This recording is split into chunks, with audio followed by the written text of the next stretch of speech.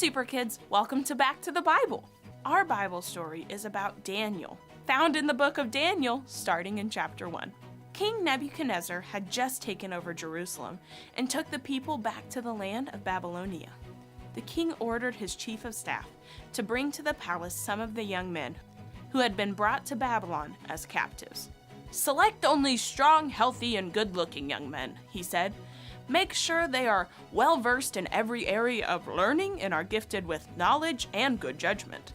The king then assigned them a daily ration of food and wine from his own kitchens. They were trained there for 3 years. Daniel, Hananiah, Mishael, and Azariah were 4 of the young men chosen, all from the tribe of Judah. The chief of staff renamed them with these Babylonian names. Daniel was called Belshazzar, Hananiah was called Shadrach, Mishael was called Meshach, and Azariah was called Abednego. But Daniel was determined to obey God and not eat the food and wine given to them by the king.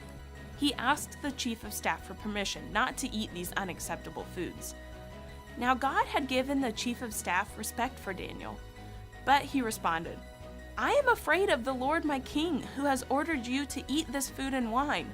If you become pale and thin compared to the other youths your age, I am afraid the king is going to have me beheaded." Daniel spoke with the attendant and said, "Please, test us for 10 days on a diet of vegetables and water. At the end of 10 days, see how we look compared to the other young men who are eating the king's food. Then make your decision in light of what you see." So he agreed and tested them for 10 days.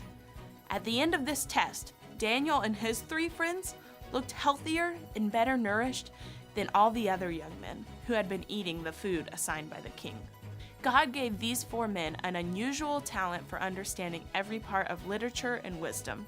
And God gave Daniel the special ability to interpret the meanings of visions and dreams.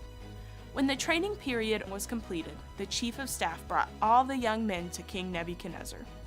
The king talked with them, and no one impressed him as much as Daniel and his 3 friends.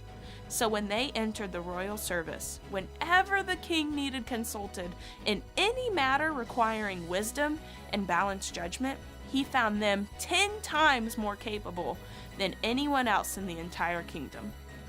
Super Kids, Daniel knew what God had told him to do was the right thing. Daniel kept his roots in God and was blessed. When you keep your roots in love, you will be blessed. Thanks for watching Back to the Bible.